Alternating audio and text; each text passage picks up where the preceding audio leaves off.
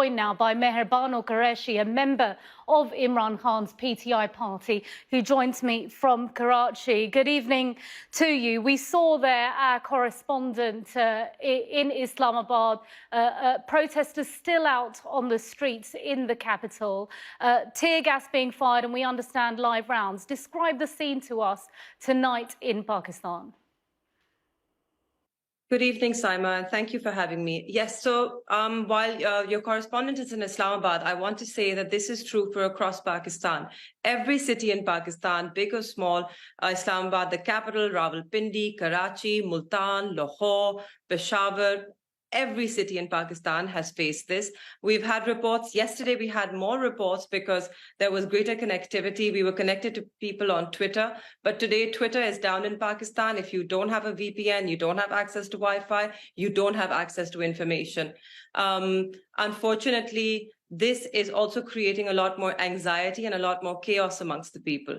Last night, I myself was here in Karachi at a protest site, and we had to endure hours of shelling. It was incessant, it was unbearable, and I'd just like to point here that this is not regular tear gas. They're using expired tear gas shells, and so it's even more toxic and it's even more harmful, and it is absolutely intolerable and criminal what they're doing. I'd like to ask you, it does seem, though, that there is a lot of unruly behaviour on the streets, if you like to call it, that when we have had access to video footage from Pakistan on social media, we've seen protesters attacking ambulances, attacking public transport, and of course turning on the military, which I want to come to in a moment. Is your party appealing for calm? We heard about a national shutdown and sit-down protest, but we're seeing nothing of the sort. Is your party going to call on its protesters not to cause damage in Pakistan? Well, Pakistan Tehreek-e-Insaf is a political party that has a long history of peaceful protest. If you remember, back in 2014, Pakistan Tehreek-e-Insaf also gave a sit-in in Islamabad, and it was peaceful. The people remained peaceful, and even now, our chairman, Imran Khan, before giving his arrest, made a statement. He had recorded a video statement in which he said that I urge everyone, do protest peacefully, remain calm, don't take the law into your hands. Right, but that's not what we're seeing on the streets in the last 24 hours. I'm coming to that. Since his arrest, party leaders who still have not been arrested yet, including our vice chairman, they have all given messages of calm and peace. Now, why is there no peace? These are not all political workers, Saima. You've got to understand that there is a genuine level of anger and rage amongst the people of Pakistan. And this anger and rage has been simmering for the past 1 year. We have had a government that was toppled by what they claim a constitutional manner, but the people don't see this current government as legitimate. Plus, this government made promises that they have not done good on. People are facing difficulties. Inflation is rising. It's at an all-time high. It's at a 60-year high in a 75-year history. We have inflation at a 60-year high. People would argue these protests are not helping that. Let's turn to the protesters turning on the military. I just want you to understand that these protesters are not all Pakistan Tehreek-e-Insaf workers. They're not tied to the party. They don't have to listen to the party leadership. And secondly, when you come out onto the roads and you're not allowed to protest peacefully, all you see are barricades upon barricades upon barricades, that you are stopped from your right to peacefully protest. You are shelled. I mean, tear gas is fired at you. People are, there are hundreds of videos. There are hundreds of videos of women being dragged across streets and roads, pulled by the hair, I mean, being thrown to a side. We have a very different way of dealing with women in Pakistan.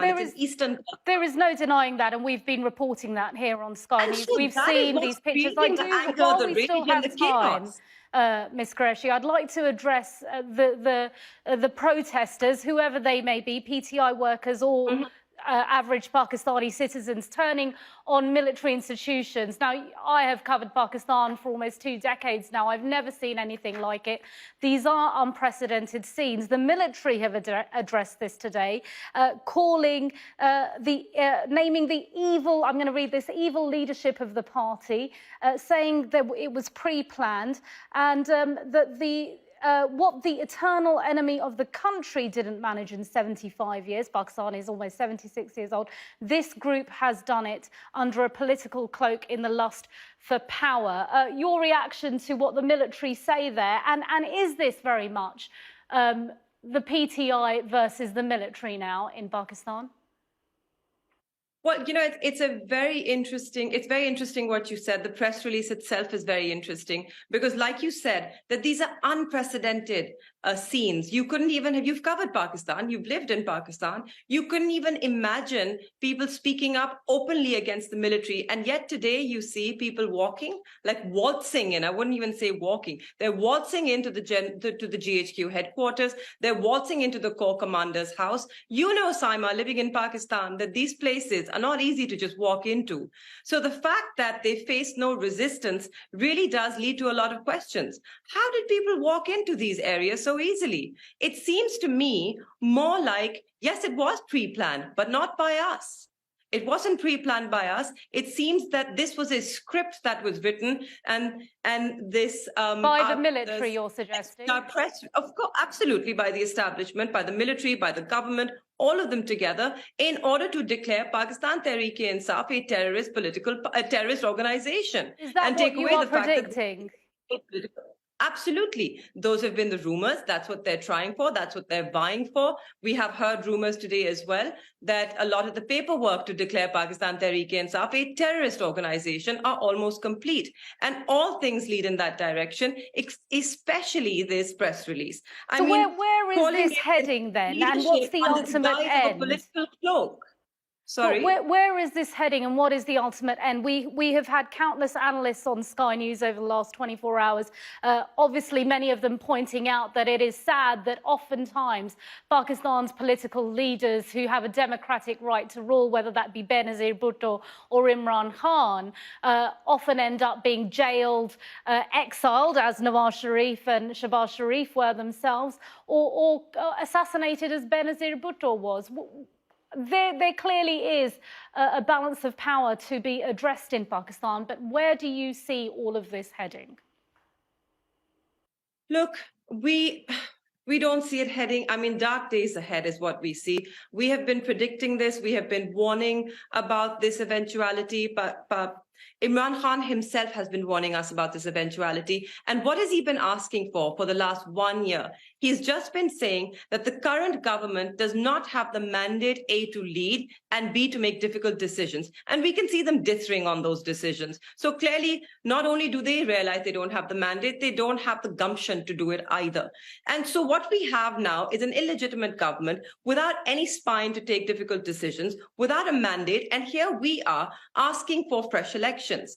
They didn't want to hold fresh elections, so we dissolved parliaments in Punjab and KPK in order to bring about those elections to say, look, the system is not functioning. It needs to be reset. We need to go back to the people. We are a democratic country after all, and what's the harm in going back to the people? But the current government, the current dispensation, is fearful of what will happen at the polls, which is why all of what is happening today is happening. Even these cases, they're ludicrous cases against Imran Khan. The world knows him. Is he a terrorist?